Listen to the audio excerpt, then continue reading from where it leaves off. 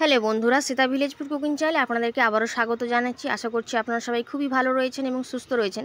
বন্ধুরা, এখন তো পাকা আমের সময় চলছে, আর পাকা আম তো সব বাজারেই বা যে কোনো কোথাওতেই কিন্তু পাওয়া যাচ্ছে। তা সেই জন্য আজকে আমি পাকা আমের জেলি বা জ্যাম বানাবো, আর এটা বাচ্চারা খুবই পছন্দ করে, বড়রাও কিন্তু খুবই পছন্দ করে থাকে।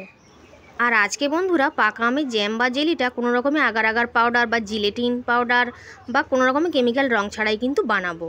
আর এইভাবে বানিয়ে আপনারা বেশ কয়েকদিন ধরে রেখেও কিন্তু খেতে পারবেন। পাকা আমের জ্যামের রেসিপিটা বা জেলি রেসিপিটা শেষ পর্যন্ত দেখার জন্য আপনাদের সকলের কাছে অনুরোধ রইল। আর রেসিপিটা যদি ভালো লেগে থাকে অবশ্যই লাইক করবেন, শেয়ার করবেন, কমেন্ট করে জানাবেন যে কেমন লেগেছে। আর আপনারাও কিন্তু এরকম জেলি বাড়িতে বানিয়ে নিতে পারেন, কোনো রকমের আগার আগার বা জিলেটিন পাউডার ছাড়াই বানাতে পারবেন। আর বাচ্চারা কিন্তু খুবই পছন্দ করবে। তো পাকা আমের জেলিটা বানানোর জন্য আমি এখানে দুটো পাকা ল্যাংড়া আম নিয়ে নিয়েছিলাম। এরকম পাকা আমই কিন্তু নিতে হবে। আর পাকা আমের পাল্পটা কিন্তু আমি বের করে নিয়েছি, একটা গ্রেটারের সাহায্যে গ্রেট করে ছেঁকে নিয়েছিলাম। আপনারা মিক্সিতেও কিন্তু করে নিতে পারেন। এখন গ্যাসের ওভেনে একটা কড়াই বসিয়ে দিয়েছিলাম এবং আমের পাল্পটাকে এইভাবে কড়াইতে দিয়ে কিন্তু 5 থেকে 7 মিনিট একটু ফুটিয়ে নিতে হবে বা জাল করিয়ে নিতে হবে। আর এই জেলিটা বানাতে বন্ধুরা বেশি সময়ের কিন্তু প্রয়োজন পড়ে না, 15 থেকে 20 মিনিট সময়ের মধ্যেই কিন্তু বানানো হয়ে যাবে। আর একটা হাতা বা খুন্তি দিয়ে এভাবে ক্রমাগত কিন্তু নাড়তে চাড়তে হবে, তা নাহলে তলা থেকে কিন্তু ধরে যেতে পারে।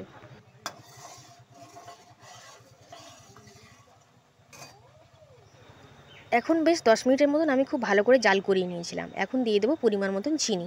আমটা যেমন মিষ্টি হবে সেই পরিমাণেই কিন্তু চিনিটা দেবেন। এখন চিনিটা দিয়ে কিন্তু আমটার সঙ্গে খুব ভালো করে এভাবে নাড়াচাড়া করে মিশিয়ে দিতে হবে। আর এরকম হাতাটা কিন্তু সবসময় নাড়তে চাড়তে থাকতে হবে, তাহলে তলা থেকে কিন্তু ধরে যাবে। আর চিনিটা দিয়ে দিলে একটু পাতলা হয়ে যাবে, তাই আরও 5 থেকে 7 মিনিটের মতন একটু জাল করিয়ে নিতে হবে। খুবই সহজ, আপনারা যে কেউ বানিয়ে নিতে পারবেন। এখন খুন্তিটা দিয়ে বা হাতাটা দিয়ে এভাবে নাড়াচাড়া করে আর একটুখানি ঘন করে নিতে হবে। আর কালারটা দেখুন, এইরকমই কিন্তু জেলির কালারটা হবে।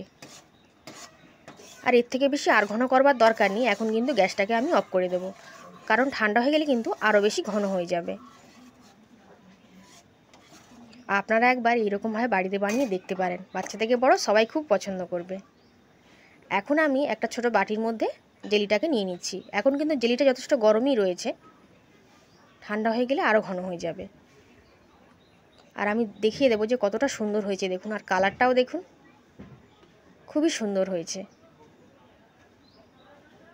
আর খেতেও কিন্তু বন্ধুরা দারুণ হয়। আর বানানোও তো আপনারা দেখলেন, খুবই সহজ। বন্ধুরা, আজকে পাকা আমের জেলিটা কেমন লাগলো কমেন্ট করে কিন্তু অবশ্যই জানাবেন। আর যদি এতটুকু ভালো লেগে থাকে তাহলে অবশ্যই চ্যানেলটিকে লাইক করবেন, শেয়ার করবেন, সাবস্ক্রাইব করবেন। এখন আমি একটা স্লাইস পাউরুটি হয় সে দুটো পিস নিয়ে নিয়েছি, আর একটু জেলি আমি উপর থেকে দিয়ে দিচ্ছি। এমনি বন্ধুরা পাউরুটি ছাড়াও কিন্তু এমনি বাড়িতে হাতে গড়া যে রুটি, সেই রুটি বা বিস্কুট সব কিছু দিয়েও কিন্তু খাওয়া যায়। খেতে কিন্তু অসাধারণ হয়। আপনারা বাড়িতে বানিয়ে একবার হলেও দেখতে পারেন। কোনো রকম জিলেটিন এবং আগার আগার পাউডার কিন্তু বা কেমিক্যাল রং ছাড়াই বানিয়ে নেওয়া যায়। আজ তাহলে এই